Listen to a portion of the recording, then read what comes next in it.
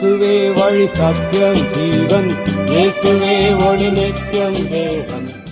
அந்த கனம் யாருக்கு கிடைக்கும்? ஒருவனுக்கு யாருக்கு ஊழியம்? ரெண்டு வித ஊழியம் உண்டு. கர்த்தருக்கும் ஊழியம் செய்யலாம், வயிற்றுக்கும் ஊழியம் செய்யலாம். என்ன ஒரு வேதனை, நிறைய பேர் வயிற்றுக்கு ஊழியம் செய்யறாங்க. அவங்க வேற விதமான அநேகர் வேற விதமாக நடக்கிறார்கள். அவங்க தேவருக்கு இருந்தது நம்ம தேவையாரு. நாம உண்மையான தேவருக்கு வயிற்றுக்கு ஊழியம் பண்ணல, கர்த்தருக்கு ஊழியம் செய்கிறோம். சுயராஜம் கட்டல, தேவராஜம் கட்டுகிறோம்.